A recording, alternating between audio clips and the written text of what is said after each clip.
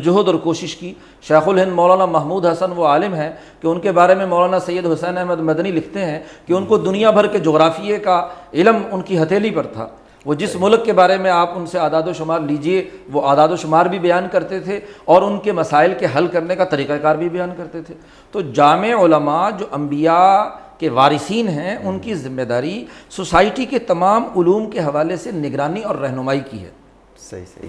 اچھا مفتی صاحب، جو نام ابھی آپ نے فرمائے ہیں، وقفے سے جب میں آؤں گا تو میں ضرور پوچھوں گا کہ جو نام آپ بتا رہے ہیں کہ انہوں نے انسانی سماجیات کے حوالے سے اور جدوجہد آزادی کے حوالے سے بہت بڑا کردار ادا کیا ہے، یہ لوگ کون ہیں اور ہمارے ہاں اس کا تعارف کیوں نہیں کرایا جاتا؟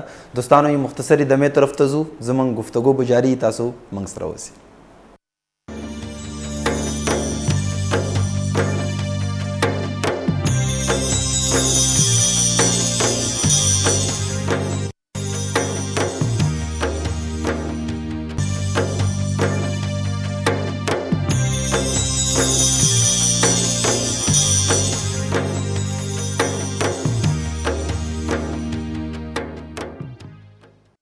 جی دوستانو، پروگرام السلام علیکم خصوصی قصرہ منگ تاسو مخ کی حاضری ماسرہ یو غٹ عالم و مفتی موجود دے دوسرا منگ آغا انسانی سماجی تشکیل حوالے سے گفتگو جاری دا راجیچ مخبل پروگرام پا مخبوز۔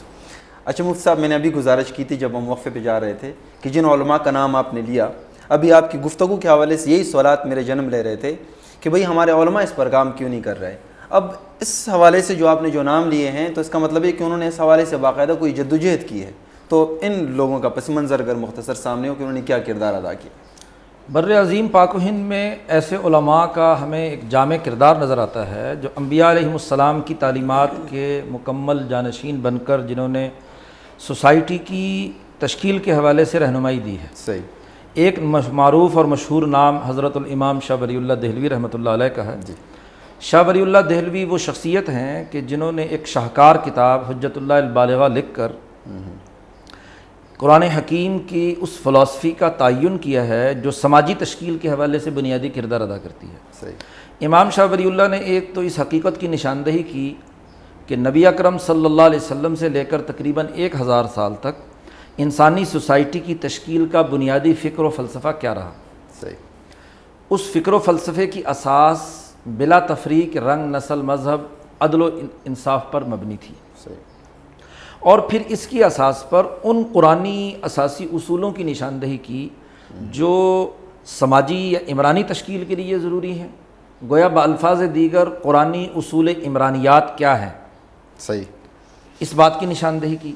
اسی طریقے سے امام شاہ ولی اللہ دہلوی نے اس حقیقت کی نشاندہی بھی کی کہ سوسائٹی کی سیاسی تشکیل کے بنیادی اساسی اصول کیا ہیں، سوشل کانٹیکٹ کن بنیادوں پر قائم ہونا چاہیے، ایک سوشل کانٹیکٹ میں، ایک سماجی معاہدے میں کون کون سی خرابیاں ہوتی ہیں جن سے سوسائٹی کو بچنا چاہیے۔ صحیح۔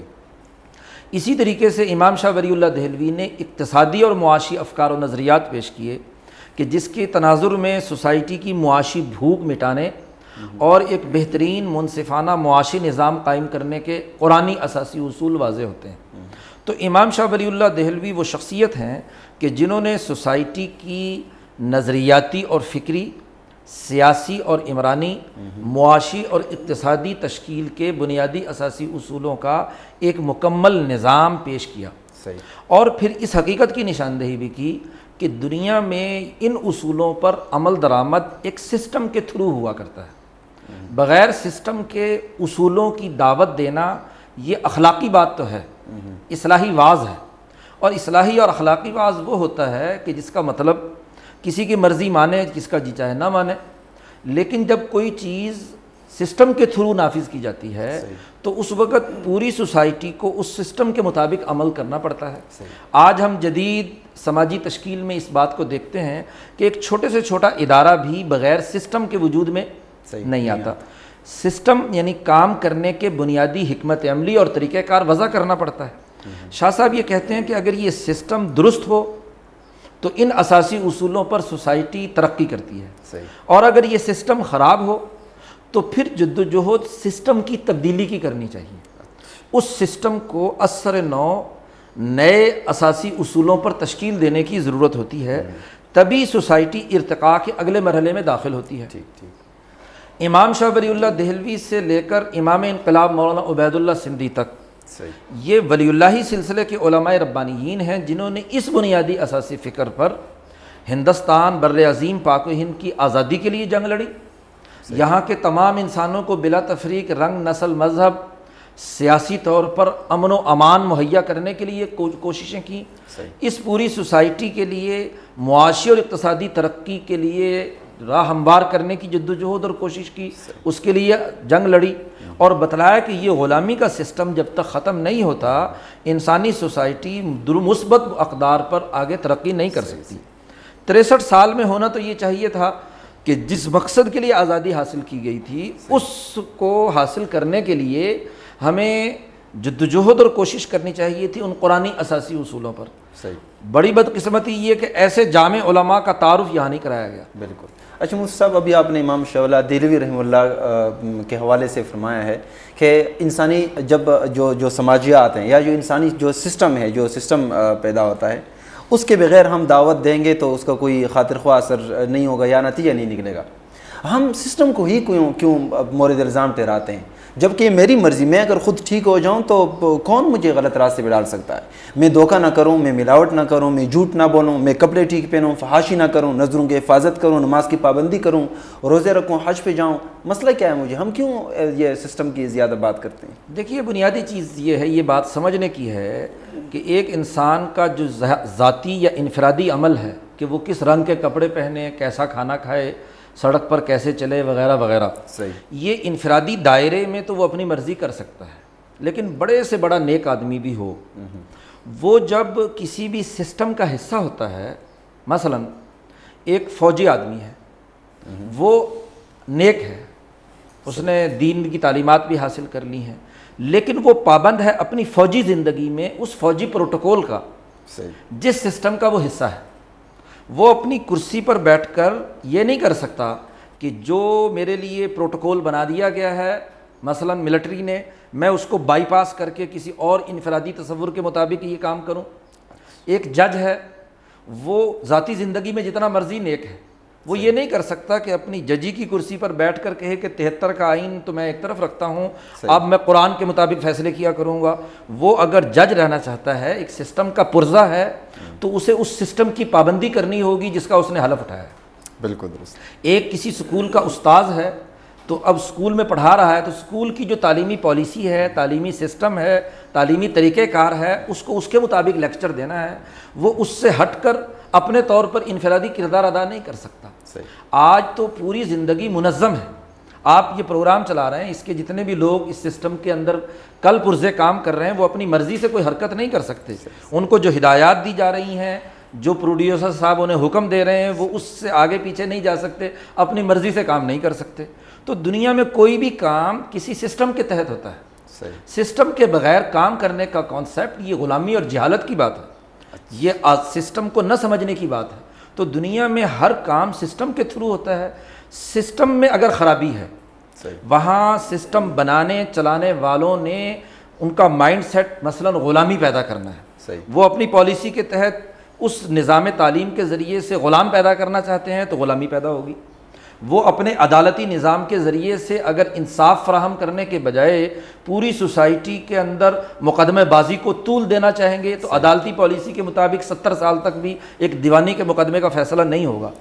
تو سسٹم بڑا بنیادی کردار ادا کرتا ہے کسی بھی کام میں، اور یہ دین اسلام کی تعلیمات میں بڑی اہمیت کی حامل چیز ہے۔ دراصل دین اسلام اور باقی تمام مذاہب میں یہی فرق ہے۔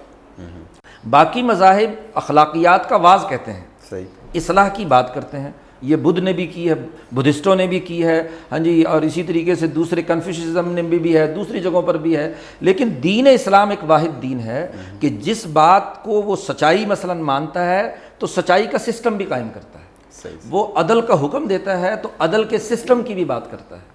وہ پورے تولنے اور پورے ناپنے کا حکم دیتا ہے تو ایک ایسی اتھارٹی بھی وجود میں لاتا ہے کہ جو پورے تولنے اور ناپنے کا چیک اینڈ بیلنس رکھے۔ بالکل۔ اچھا مفتی صاحب، اب آپ نے ابھی دین اسلام کے حوالے سے جو انفرادی اخلاقیات ہیں ان کو موجودہ نظام کے ساتھ متضاد قرار دیا۔ آپ کیا سمجھتے ہیں کہ ہمارا موجودہ نظام یہ اسلامی اصولوں کی بنیاد پر نہیں ہے؟ اگر آپ کہتے ہیں کہ نہیں ہے اور پھر ہم ان باتوں کے حوالے سے کوئی جدوجہد کرتے ہیں جو آپ قرآنی اصولوں کے حوالے سے فرما رہے ہیں، تو کیا ٹکراؤ پر پیدا نہیں ہوگا؟ اور اگر آپ سمجھتے ہیں کہ اسلامی اصولوں پر قائم ہیں تو پھر ہم انفرادیت کو اجتماعیت سے کاٹ کیسے سکتے ہیں؟ اور پھر اگر یہ واقعی اسلامی اصولوں پر قائم ہیں تو پھر ہم ان سارے مسائل سے دوچار کیوں ہیں؟ اسلامی اصولوں سے کیا مراد ہے؟ ایک ہے اسلامی اصولوں کا وہ کانسیپٹ جو ہمارے رجت پسند مذہبی طبقوں کے ذہن میں ہے کہ وہ اپنے فرقے کی بالادستی یا اپنے گروہ کی بالادستی کے تناظر میں سمجھتے ہیں کہ اسلام آ گیا، ورنہ تو اسلامی اصول نہیں ہے۔ اسلامی اصولوں کی بات جو قرآنی تناظر میں ہمارے سامنے آتی ہے وہ عدل، امن، معاشی خوشحالی۔ خود نبی اکرم صلی اللہ علیہ وسلم نے اسلامی اصولوں کی وضاحت کرتے ہوئے بتلایا کہ ایک آدمی جب ایماندار بنتا ہے تو اس کے بنیادی رویے کون کون سے ہوتے ہیں؟ بخاری شریف میں حدیث آتی ہے، عمار ابن یاسر نبی اکرم صلی اللہ علیہ وسلم سے روایت کرتے ہیں کہ ثلاث من جمعہن فقد جمع الایمان، تین باتیں جس انسان یا جماعت میں پائی جائیں اس نے گویا کہ کامل ایمان حاصل کر لیا۔ آپ صلی اللہ علیہ وسلم نے فرمایا نمبر 1 الانصاف من نفسک، کہ وہ مسلمان عدل و انصاف کا نظریہ رکھے، یہ اس کے ایمان کی پہلی بنیادی چیز ہے۔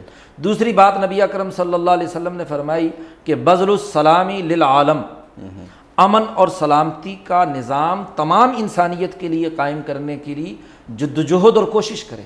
امن ایک بنیادی قدر ہے، دنیا کا کوئی ذی ہوش آدمی اس امن کی بنیادی قدر کی مخالفت نہیں کر سکتا۔ اور للعالم کہا، للمسلم یا للعرب نہیں کہا کہ صرف عربوں یا مسلمانوں کے لیے یہ امن ہوگا، بلکہ کہا پوری انسانیت کے لیے عدل و انصاف اور امن و امان کا نظام قائم کرنے کی جدوجہد کرنا یہ ایمانی تقاضا ہے۔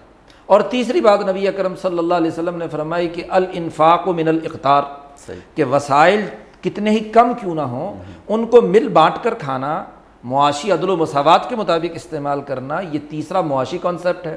تو جس کو ہم اسلامی اصول کہتے ہیں کہ یہ حکومت اسلامی ہے یا نہیں، تو اس کا کرائیٹیریا نبی اکرم صلی اللہ علیہ وسلم نے بیان کر دیا کہ نظریہ اور سوچ عدل کا، سیاسی نظام امن و امان قائم کرنے کا، معاشی نظام سوسائٹی میں عدل و مساوات اور معاشی خوشحالی کا ہونا چاہیے۔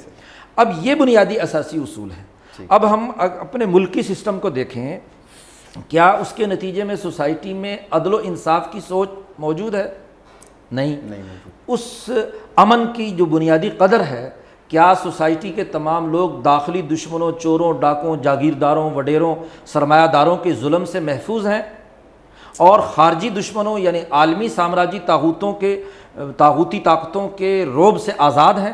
ایسی بات نہیں، بلکہ اس کے مقابلے پر سوسائٹی میں خوف ہے، دہشت گردی ہے، قتل و غارت گری ہے، بد امنی ہے۔ اسی طریقے سے تیسری بنیادی چیز کہ معاشی بھوک ہے سوسائٹی میں، معاشی ترقی یا خوشحالی تو کیا، ہم اپنے بجٹ کا 32 خرب روپیہ منظور کرتے ہیں، جس میں سے 13.5-14 خرب روپے کا ریونیو ہم جمع کرتے ہیں اور باقی ساری بھیک مانگتے ہیں دوسرے ملکوں سے، تو بھوک کی اقتصادی حالت ہماری سوسائٹی پر ہے۔ تو ہم تو یہ سمجھتے ہیں کہ اسلامی اصول دراصل عدل، امن اور معاشی خوشحالی کی بنیاد پر ہے، اور کوئی ذی ہوش انسان ان بنیادی اساسی اصولوں اور ان کی بنیاد پر سسٹم کے قائم کرنے سے انکار نہیں کر سکتا۔ حتیٰ کہ وہ لوگ جو یہ ظلم کا سسٹم قائم بھی کیے ہوئے ہیں وہ بھی بنیادی طور پر ان اقدار کا انکار نہیں کر سکتے۔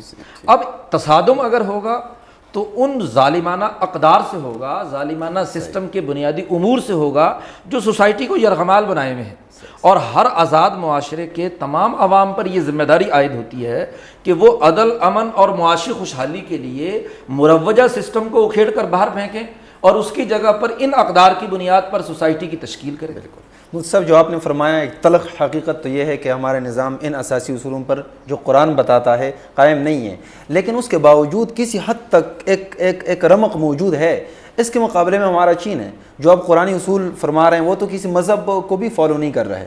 ہم دیکھتے ہیں کہ چند سالوں میں وہ سپر پاور کا اعلان کر دیں گے اور مارکیٹ پر ایک ان کا قبضہ یا یہ ہے کہ بھئی معاشی دنیا میں ان کا طوطی بول رہا ہے، تو وہاں پر تو اسلام نہیں، وہ لوگ کیوں ترقی کر رہے ہیں اگر واقعی قرآنی اصولوں کی بنیاد پر ہی ترقی کی جانی ممکن ہے؟ دیکھیے، بنیادی بات یہ ہے کہ یہ قرآنی اساسی اصول ہر سوسائٹی کی ترقی کی بنیادیں ہیں۔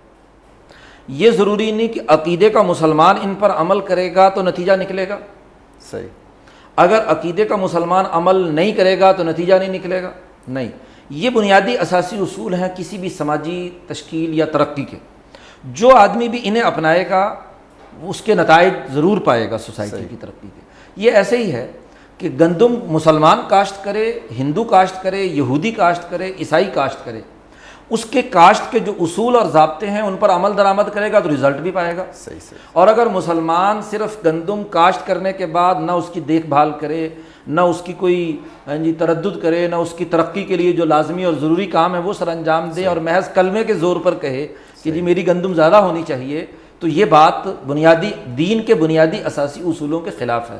امام شاہ ولی اللہ نے فرمایا ہے کہ دنیا میں کاموں کے کرنے کی اللہ نے ایک سنت اللہ یا ایک طریقہ کار مقرر کر دیا ہے، اور ولن تجد لسنت اللہ تبدیلا، اللہ کی اس سنت یا طریقہ کار میں تبدیلی نہیں ہوتی. جو قوم بھی عدل کے نظریے کو سامنے رکھ کر، جو قوم بھی امن و امان کو قائم کرنے کے سیاسی اصول پر، جو قوم بھی سوسائٹی کی معاشی خوشحالی کے ترقی کے اصول پر کام کرے، وہ خواہ چین ہو، روس ہو، امریکہ ہو، ہندوستان ہو، ایران ہو، توران ہو، پاکستان ہو، جو بھی اس پر عمل کرے گا وہ کامیاب ہوگا. اور جو ان اصولوں کو نظر انداز کر دے، چاہے وہ عقیدے کا کتنا ہی نیک کیوں نہ ہو، کتنا ہی اچھے طریقے سے وہ عبادات کیوں نہ سر انجام دیتا ہو، لیکن ان اصولوں کی خلاف ورزی کرتا ہے تو اس کے نتائج خرابی کی صورت میں ضرور ظاہر ہوں گے. اچھا مجھ صاحب، ایک بڑا جلا کٹا، بڑا دلسوز قسم کا کوشچن جو میرے ذہن میں بارہ آتا ہے اور مجھ سے دوست بھی پوچھتے ہیں، اور ہر ایک مسلمان کے ذہن میں ہے کہ انسان کی فطرت یہ نیکی پر ہے، لیکن آج یہ فطرت کافر میں ہے، اور مسلمان جب نماز پڑھ کے نکلتا ہے تو دھوکہ دیتا ہوا نظر آتا ہے، منافقت اور جھوٹوں کا ساتھ دیتا ہوا نظر آتا ہے، وہ دغاباز ہے، اس پر بھروسہ نہیں کیا جا سکتا. اور یہ بات بڑی مشہور ہے کہ ایک انگریز سے پوچھا گیا کہ اب کیا فرق ہے مسلمان معاشرے میں جو پاکستان میں آپ نے دیکھا اور جو آپ امریکہ میں دیکھ رہے ہیں، تو انہوں نے ایک جملہ بڑا کہہ دیا جو واقعی ایک تمانچہ ہے ہمارے چہروں پر. وہ یہ کہ ہمارے ہاں ہر ایک آدمی کو ایماندار تصور کیا جاتا ہے جب تک بے ایمانی کا ظہور نہ ہو، اور آپ کے ہاں زندگی بسر کرنے کے لیے ہر ایک کو بے ایمان سمجھنا پڑتا ہے جب تک اسے ایمانداری کا ظہور نہ ہو. یہ کیا یہ جو ڈوالزم ہے یہ کیوں قائم ہے؟ پہلی بات تو یہ سمجھنی چاہیے کہ جس کو ہم مسلمان قرار دے رہے ہیں، کیا ہم نے اس کو مسلمان صرف نماز کی بنیاد پر قرار دیا ہے، عقیدے کی بنیاد پر قرار دیا ہے، یا جس کو ہم نیک قرار دے رہے ہیں اس کی داڑھی یا لباس کی وجہ سے ہم نے اس کو نیک قرار دیا ہے؟ صحیح. کرائٹیریا کیا ہے نیکی کا؟ حضرت عمر فاروق رضی اللہ تعالیٰ عنہ کے سامنے ایک آدمی کی نیکی کی شہادت دی گئی. ان سے کہا گیا کہ دیکھیے جی یہ آدمی بڑا نیک ہے، میں گواہی دیتا ہوں. تو حضرت عمر فاروق رضی اللہ تعالیٰ عنہ نے اس سے فرمایا کہ کیا تم نے اس کے ساتھ کوئی لمبا سفر کیا ہے؟ اس نے کہا نہیں. حضرت عمر نے پوچھا کہ کیا تم نے اس کے ساتھ کوئی خرید و فروخت، لین دین یا معاملہ کیا ہے؟ اس نے کہا نہیں. حضرت عمر نے فرمایا کہ کیا تیرا گھر اس کے پڑوس میں ہے، اس کے تمہاری دیوار ملتی، تیرا پڑوسی ہے یہ؟ اس نے کہا پڑوسی بھی نہیں ہے. تو حضرت عمر نے فرمایا کہ تم نے اس کی نیکی کی گواہی کیسے دے دی؟ اس لیے کہ یہ لمبی نفلیں پڑھتا ہے، بڑی اچھی خوش الحانی سے اذان دیتا ہے، یا کوئی اور نیکی کے کام کرتا ہے، اس کی بنیاد پر تم نے اس کو نیک قرار دے دیا. اب آپ دیکھیے کہ عمر فاروق نے ایک انسان کی نیکی کا کرائٹیریا کیا طے کیا کہ ایک انسان دوسرے انسان کے ساتھ اس کی ورکنگ ریلیشن شپ کیسی ہے، اور وہ بھی لمبے عرصے کے لیے. صحیح. پڑوسی ساتھ رہتا ہے، آج تو بہت نیک ہے، پہلے دن تو کل کو بھی نیک تھا، 20 سال بھی نیک رہا ہے، یا کیا اپنے پڑوسی کے حقوق ادا کر رہا ہے؟ نمبر 1. دوسرا یہ کہ ایک لمبا سفر کرنے سے پتہ چلتا ہے کہ ایک انسان کے بنیادی اخلاق کیسے ہیں. ایک آدھ ملاقات میں تو بہت اچھا اور خوشنما انسان معلوم ہو رہا ہے، بعد میں پتہ چلتا ہے کہ یہ کوئی نہ کوئی خرابی اس کے اندر موجود ہے. اسی طریقے سے معاملات یا لین دین کرنے سے پتہ چلتا ہے کہ یہ آدمی دیانتدار ہے. تو نیکی کا معیار جو دین اسلام نے قائم کیا ہے وہ انسانی معاملات ہیں. ایک بات. دوسری تضاد جو آپ بیان کر رہے ہیں کہ آج مسلمان معاشروں میں یہ تضاد پایا جاتا ہے کہ وہاں کے لوگ ان کو مجرم سمجھا جاتا ہے پہلے، اور پھر ان سے کہا جاتا ہے کہ اپنے جرم کی صفائی پیش کرو کہ ہمارے پاس ہم نے یہ جرم نہیں کیا. دیکھو، آزاد قوموں اور غلام قوموں کے کچھ بنیادی کانسیپٹ ہوتے ہیں. صحیح. غلامی انسانیت کو مسخ کر دیتی ہے. صحیح. انسانیت کی آزادی سلب کر دیتی ہے، خوشامد پیدا کرتی ہے، چاپلوسی پیدا کرتی ہے، قوموں کی نسلوں کو 100-200 سال کے لیے تباہ و برباد کر دیتی ہے. صحیح. انبیاء علیہ السلام اسی لیے آزادی کے لیے آتے ہیں. فرعون کے دربار میں جا کر موسیٰ علیہ السلام سے یہ نہیں کہا گیا کہ کلمے کی دعوت دینا فرعون کو، یہ کہا گیا کہ ان ارسل معنا بنی اسرائیل، کہ بنی اسرائیل کو آزادی دو۔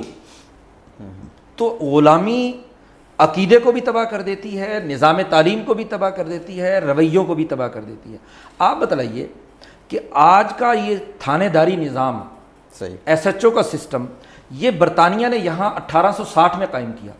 1857 میں پولیس ایکٹ بنایا برطانیہ نے برطانیہ کے لوگوں کے لیے، اور 1860 میں برطانوی پارلیمنٹ نے ہندوستان کے لیے یہ پولیس ایکٹ بنایا۔ وہاں کی پولیس وہاں کے لوگوں کو عزت دیتی ہے، ان کے ساتھ عزت سے بات کرتی ہے، امن مہیا کرنے کی ذمہ دار ہے۔ صرف 3 سال بعد ہندوستان کا پولیس ایکٹ وہی برطانوی پارلیمانی لوگ بنا رہے ہیں، وہی حکومت قائم کر رہی ہے، وہ انہی گوروں نے قائم کیا ہے۔ لیکن ہماری پولیس 1860 سے لے کر ایک شہری کے ساتھ کیا سلوک کرتی ہے؟ ایک ایس ایچ او کو جو اختیارات ہندوستان کی پولیس کے اندر دیے گئے، کیا برطانیہ میں ایس ایچ او کو یہ اختیارات ہیں؟ ایک ڈی ایس پی اور ایس پی کو جو اختیارات یہاں پر دیے گئے وہ وہاں ہیں؟ یہاں وہ تھانہ ہندوستان کی قوموں کو ذلیل کرنے کے لیے تھا، ان کی عزت نفس کو پامال کرنے کے لیے تھا۔ اب وہ جب قومیں غلام بنتی ہیں تو وہ مسجد میں جہاں کوئی نہیں دیکھ رہا وہاں تو بڑی نیک ہے، باہر آ کر اس کو پتہ ہے کہ مجھے معاشرہ غلط نظر سے دیکھے گا، یہاں پولیس نے میری پٹائی کرنی ہے، یہاں مجھے مجرم قرار دیا جانا ہے۔ تو قوموں کی جب اقتصادی بھوک ہوتی ہے، سیاسی آزادی نہیں ہوتی، تو خوشامد پیدا ہوتی ہے، چاپلوسی پیدا ہوتی ہے، منافقت پیدا ہوتی ہے۔ تو یہ منافقت اور چاپلوسی ہمارے معاشروں میں پیدا کرتا ہے کن لوگوں کی؟ انہی لوگوں کی جو آج ہم پر ٹونٹ کر رہے ہیں کہ جناب آپ کے ہاں تو ایسا ہے اور ہمارے ہاں ایسا ہے۔ خلافت عثمانیہ کو توڑ کر برطانوی سامراج نے 60 پاکستان بنائے، اور برطانوی سامراج نے اسی ہندوستان کو تقسیم کر کے ٹکڑوں ٹکڑوں میں بانٹ دیا، اور غلامی کے رویے ہماری سوسائٹی پر مسلط کیے۔ ایک امریکہ جو ہے وہ برطانیہ سے آزادی حاصل کرتا ہے تو اپنے ٹریفک سسٹم کو برطانوی سسٹم سے بدل دیتا ہے، اس لیے کہ ایک قوم سے ہم نے آزادی حاصل کی ہے۔ ہم 1947 میں آزاد ہوئے تو ہم نے نہ تو وہ پولیس ایکٹ بدلا، نہ وہ بیوروکریٹک سسٹم بدلا، نہ وہ سیاسی جاگیرداری سسٹم بدلا، وہی خوشامد، وہی منافقت، وہی چاپلوسی، وہی غلامی کے رویے ہم نے فروغ دیے۔ آج بھی سسٹم انہی کو ہی پروجیکشن دے رہا ہے۔ تو وہ آدمی نیک نہیں ہے جو عبادت کر رہا ہے محض، نیک وہ ہے جو معاملات میں درست ہے، اور معاملات کی درستگی قوموں کی آزادی، معاشی خوشحالی، ترقی اور سسٹم کے تھرو ہوا کرتی ہے۔ اچھا مفتی صاحب، مجھے آپ اس کا مختصر جواب دیں گے کہ ہم جس معاشرے میں رہ رہے ہیں، سانس لے رہے ہیں، یہ معاشرہ ہمیں نیک ہونے نہیں دیتا، یقیناً یہ ہمارا پیچھا کیے رکھتا ہے۔ ہم جتنا بھی نیک بننا چاہیں، اپنی زندگی کے جو اہداف ہم نے متعین کیے ہیں ہم نہیں پاتے۔ یہ باتیں جو آپ نے فرمائی ہیں یہ بہت اطمینان دینے والی ہیں، لیکن پس چھ بیعت کرد ہمیں کرنا کیا چاہیے؟ یہ میں مختصر جواب مجھے دیں گے۔ دیکھیے، بنیادی بات یہ ہے کہ یہ کام کرنے کا طریقہ یہ ہوتا ہے کہ سوسائٹی میں جو غلامی کے رویے ہیں ان سے نجات حاصل کی جائے۔ پہلی بنیادی چیز کہ ہمارے اندر یہ داخلی طور پر نظریاتی شعور ہو کہ جو غلامی کے زمانے میں سسٹم کی خرابی کے بنیادی کانسیپٹ تھے، یعنی ظلم، ناانصافی، خوف، دہشت گردی اور معاشی بھوک، ان کانسیپٹس یا ان تصورات سے ہمیں آزادی حاصل کرنی چاہیے، خوشامد، منافقت سے بچنا چاہیے۔ پہلے تو نظریہ۔ دوسری بنیادی بات یہ ہے کہ اس نظریے پر ایک منظم اجتماعیت کا قائم کرنا، کیونکہ اس نظریے کی اساس پر اگر منظم اجتماعیت قائم نہیں ہوتی تو سوسائٹی میں ایک مثبت سسٹم قائم نہیں ہوتا۔ اور تیسری بنیادی بات یہ ہے کہ عدم تشدد کے اصول پر، تشدد اور دہشت گردی سے نہیں، عسکریت سے نہیں، بلکہ عدم تشدد کے اصول پر، ان بنیادی اقدار کی اساس پر ایک ایسی منظم جدوجہد کی ضرورت ہے کہ جس میں ہم سوسائٹی میں عدل، امن اور معاشی خوشحالی کے لیے ایک ایسا لاہے عمل ترتیب دیں جس سے سٹیپ بائی سٹیپ سوسائٹی میں ایک سماجی تبدیلی کا عمل آگے بڑھے، اور ہم دنیا کی کامیابی بھی حاصل کریں، آخرت کی کامیابی بھی حاصل کریں۔ بہت شکریہ مفتی صاحب، آپ سے باتیں ہوئی۔ دوستانو ما سره وینا لپاره څه پاتې نشولو. یقیناً معاشره چې کوم هم قائم وي هغه پسې وروستو څه اصول او ضوابط او څه قوانین موجود وي. که څوک وایي چې په سماج کې د تبدیلی راشي نو هغه سوچ کم چې موجود دی فکری نظریاتی حواله سره، کم سوچ چې موجود دی د معیشت د نظام شاته، او کم سوچ چې موجود دی د سیاست شاته، سو پورې چې هغه سوچ نه وي بدل، سو پورې چې اجتماعي د انساني سماج د چلولو هغه بنیادی ادارو کې مثبته همگیر عالمگیر تبدیلی نه وي راوستلی شوي، هغه معاشره د خوبونو معاشره خو کېدلی شي، خو هغه کې حقیقي تبدیلی ممکنه نه وي. دوستانو کله چې دا خبرې زه د قرآني سماجي تبدیلی حوالې سره اصولي اساس باندې اورم، نو دومره مایوسۍ نه باوجود یو رمق د ازادي د خوشحالي پته نشته څنګه زما ډه ته راشي چې ډېرې تیارې موږ تېرې کړې، خو انشاءالله یو سحر به راځي. ډېر طوفاني هواګانې وچلې دی، یو بهار به راځي. اندي امید سره چې پاکستان به ضرور د امن، د خوشحالي، د مساوات، د سکون، د اطمینان او د حقوق باهمي د قیام حوالې سره یو ماحول طرف ته قدم ږدي. زه سره د معزز میلمه تاسو نه اجازت غواړم، موږ په دعاګانو کې یاد ساتئ. السلام علیکم ورحمت الله وبرکاته.